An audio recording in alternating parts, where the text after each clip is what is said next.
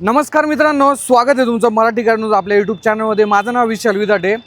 Tata सियाराचा adventure plus variant मी तुमच्यासाठी घेऊन आलो आहे, जे की one of the most selling जे सियाराचं व्हेरियंट आहे ना ते असणार आहे बरं का. याच्यावर जर पाहिलं तर अकम्प्लिश आणि अकम्प्लिश प्लस देखील येतं, बट हे ॲडव्हेंचर प्लस व्हेरियंट जर पाहिलं ना चांगले फीचर देखील तुम्हाला ऑफर करतं.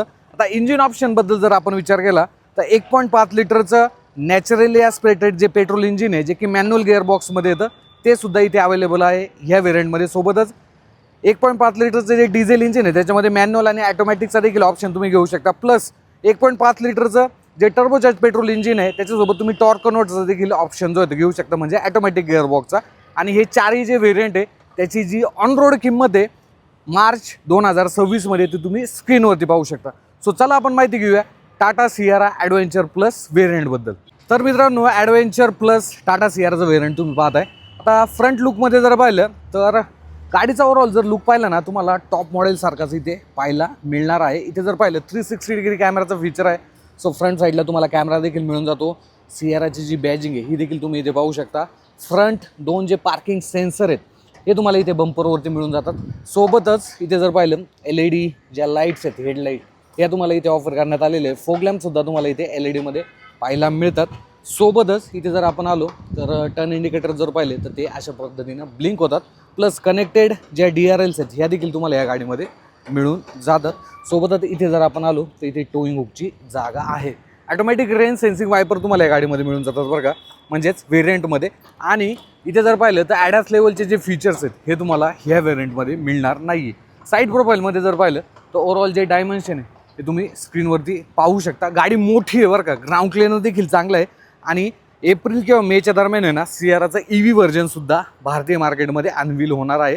लॉन्च जर पाहिलं तर एक अराऊंड जून जुलैच्या आसपास जे आहेत ही गाडी लॉन्च होऊ शकते.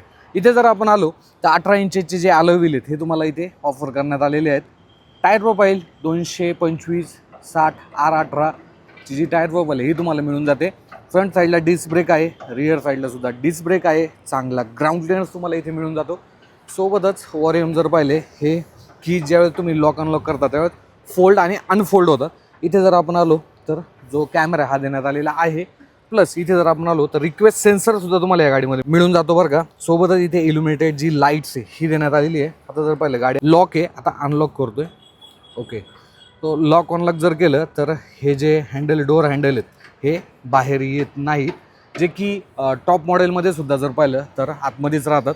इथे जर आपण आलो तर सियाराची आयकॉनिक जी व्ह्यू आहे हा तुम्हाला इथे पाहायला मिळतो.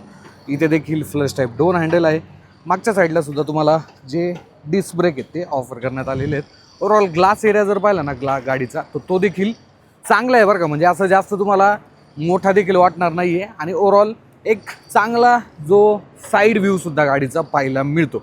तर मागच्या साईडला आपण आल्यानंतर आहे ना इथे कुठेतरी गाडी छोटी वाटते बरं का. रोडवरती सुद्धा आम्ही ज्यावेळेस ही गाडी चालताना पाहतो ना तर रिअर साईडने असे टेल लॅम्प मोठे नसल्यामुळे ना ओव्हरऑल ते जे डिझाईन आहे ना हे कुठेतरी थोडंसं छोटं वाटू शकतं. बट एक गोष्ट मी तुम्हाला सांगतो की रिअर साईडने भलेही गाडी थोडीशी छोटी वाटू द्या, बट बूट स्पेस देखील तुम्हाला या गाडीमध्ये चांगला मिळतो.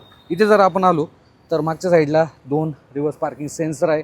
इथे कॅमेरा मिळून जातो. सियाराची ब्रँडिंग आहे तुम्ही पाहू शकता. आणि इथे टाटाचा लोगो आहे. कनेक्टेड जे टेल लॅम्प आहेत हे तुम्हाला इथे मिळून जातात. आणि सोबतच जे टर्न इंडिकेटर आहे ते देखील मी तुम्हाला एकदा दाखवतो. सो अशा पद्धतीनं टर्न इंडिकेटर जर पाहिले तर ते ब्लिंक होतात. वरती शार्क फिन अँटेना आहे. बूट स्पेस एकदा आपण पाहून घेऊ. इथे रिक्वेस्ट सेन्सर आहे. मॅन्युअल जो बूट आहे हा रिलीज करावा लागतो तुम्हाला. कीजने सुद्धा होतो आणि आतमध्ये एक बटन आहे त्याने सुद्धा रिलीज होतं. बट ओपन तुम्हाला करायचं असेल तर तुम्हाला हाताने जो आहे तो ओपन करावा लागणार आहे. इथे पार्सल ट्रे तुम्हाला मिळून जातो. बूट स्पेस पहा तुम्ही, एकदम जबरदस्त बूट स्पेस. एक्झॅक्ट तुम्ही स्क्रीनवरती पाहू शकता किती लिटरमध्ये आहे. प्लस ओके, इथे स्पेअर व्हील नाही आहे. खालच्या साईडला जे स्पेअर व्हील आहे हे तुम्हाला ऑफर करण्यात आलेलं आहे. आता इंजिन ऑप्शन 3 मिळून जातात बरं का. डिझेल 1.5 लिटरचं नॅचरल स्पीड आणि सोबतच 1.5 लिटरचं जे टर्बोचार्ज पेट्रोल इंजिन नवीन ते तुम्हाला या गाडीमध्ये मिळून जातं. तो आता काही बाहेरच्या साईडने आहे. आपण एकदा इंटिरियर चेक करूया. तो गाडी आहे ना इथनं जर पाहिलं इथनं देखील तुम्ही अनलॉक करू शकता. समजा तुमच्या खिशामध्ये की आहे. ओके, सो येस, अशा पद्धतीने तुम्हाला डोअर हँडल ओपन करायचा आहे. इथे जर आपण आलो तर इथे फॅब्रिक मटेरियल आहे, सॉफ्ट आहे, ब्लॅक. ओव्हरएम जर पाहिले, बाहेरचे जे विंडो आहे ते तुम्ही इथनं सेट करू शकता. ओव्हरएम तुम्ही इथनं सेट करू शकता. सीट जर पाहिले ते तुम्हाला फॅब्रिक मिळून जातात. प्लस अशा पद्धतीने तुम्ही थाई सपोर्ट जो आहे तो इन्क्रीज देखील करू शकता. मॅन्युअली हाईट ॲडजस्टमेंटचा ऑप्शन आहे. इथे इंजिन पोस्टा स्टॉप बटन, इथे ॲटो होल्डचं बटन, इथे टेरेन मोड, बूट तुम्ही इथनं रिलीज करू शकता. आणि जे ड्राईव्ह मोड आहे ते तुम्ही इथनं सेट करू शकता. ओके, आतमध्ये बसूया एकदा. ओके, गाडी ऑन करून घेतो बरं का. दुपारचे 12 वाजले. ॲक्च्युली ड्रीम कारमध्ये ही गाडी होती, तो म्हटलं चल एक वॉक अराउंड देखील करून टाकूया आपण. सो असे काय 2 स्क्रीन तुम्हाला इथे मिळून जातात बरं का. स्क्रीन जर पाहिल्या तर लेआउट वगैरे चांगला आहे. टॉप मॉडेलमध्ये तुम्हाला माहिती असेल की 3 स्क्रीन मिळून जातात. बट इथे जर पाहिलं 360 डिग्री कॅमेराचं फीचर आहे. कुठलाही प्रॉब्लेम नाही, पाहण्यासाठी एकदम प्रॉपर आहे. 3D व्ह्यू देखील तुम्ही याच्यामध्ये पाहू शकता. सो अशा पद्धतीनं जो व्ह्यू आहे हा तुम्हाला इथे पाहायला मिळतो. हा आहे इन्स्ट्रुमेंट क्लस्टर. त्याच्यामध्ये जर पाहिलं तर मल्टिपल इन्फॉर्मेशन जे आहे ते तुम्ही इथे पाहू शकता. इथे जर पाहिलं डिस्टन्स टू एमटी आहे, फ्यूल किती आहे, इथे पार्किंग, त्यानंतर ड्रायव्हिंग असिस्ट. बाकी जर आपण पाहिलं तर टायर प्रेशर मॉनिटरिंग सिस्टीम तुम्हाला इथे पाहायला मिळते. सोबतच अजून काही नेव्हिगेशन, क्या बात आहे. म्हणजे नेव्हिगेशन तुम्ही इथं जे अँड्रॉइड ऑटो ॲपल कारप्लेला जे नेव्हिगेशन आहे ते तुम्ही इथे देखील पाहू शकता. सो हे फीचर पर्सनली माझं फेवरेट आहे बरं का. मीडिया आहे, त्यानंतर notification, okay, setting, trip A, trip B, okay, driver assist आणि टायर प्रेशर मॉनिटरिंग सिस्टीम. त्यानंतर इथे जर आपण आलो तर ही गाडी डिझेल ॲटोमॅटिकमध्ये आहे बरं का. सो इथे तुम्हाला पॅडल शिफ्टर देखील मिळून जातात, जे की माझ्यामध्ये चांगले आहे. हे जे बटन्स आहे ना, हे टाटा मोटर्स जर पाहिलं, हे जे नॉब आहेत हे नवीन आता इंट्रोड्यूस केलेले आहे सियारापासून. हे आम्ही टाटा पंच EVमध्ये सुद्धा पाहिले होते. ॲटोमॅटिक हेडलॅम्प तुम्हाला इथे मिळून जातात. तर तुम्ही लेवल सेट करू शकता. इंडिकेटर जे आहे ते इथनं तुम्ही कमांड देऊ शकता. इथे जर आपण आलो तर वायपरचे कंट्रोल जे आहेत इथे देण्यात आलेले आहेत. बाकी 2 स्क्रीन आहे. कॅमेरा क्वालिटी जे आहे ते तुम्ही पाहू शकता. इथे जर आपण आलो तर फुल्ली ॲटोमॅटिक AC मिळून जातो तुम्हाला. आणि 2 क्लायमेट झोन AC आहे बरं का. आणि भरपूर टच आहे. सो 360 डिग्री कॅमेराचं फीचर पाहायचं असेल, गाडी लॉक अनलॉक करायची असेल तर हिल डिसेंट कंट्रोल, बाकी ACचे कंट्रोल तुम्ही इथे पाहू शकता. इथे जर आपण आलो तर वायरलेस चार्जर नाही, इथं वायरलेस चार्जर नाही आहे. हा, बट एक गोष्ट आहे की तुम्हाला आहे ना 65 वॅटची टाईप-C पोर्ट इथे मिळून जाते. आणि इथे कनेक्टिव्हिटीसाठी स्क्रीनला कनेक्ट जर करायचं असेल तर इथे देखील टाईप-C देण्यात आलेली आहे. इथे 2 कप होल्डर तुम्हाला मिळून जातात. आणि इथे जर आपण आलो तर इथे तुम्हाला जो ड्राईव्ह सिलेक्टर आहे तो मिळून जातो. टॉर्क कन्व्हर्टर आहे डिझेल इंजिनमध्ये.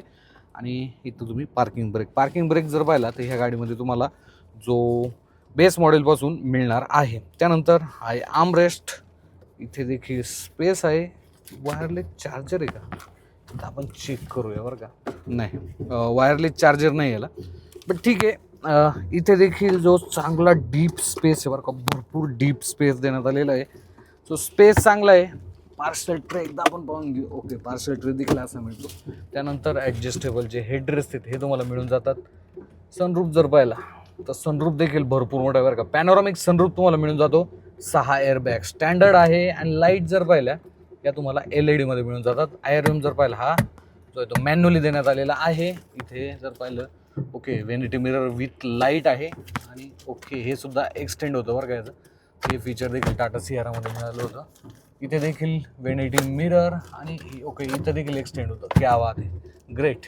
आणि हा जो आहे ना, कसा एक्सटेंड होतोय का, ओके, हा सुद्धा एक्सटेंड होतोय बरं का. क्या बात आहे. चला, म्हणजे ह्या व्हेरियंटमध्ये सुद्धा तुम्हाला बऱ्यापैकी चांगले जे फीचर्स आहेत ही गाडी ऑफर करते.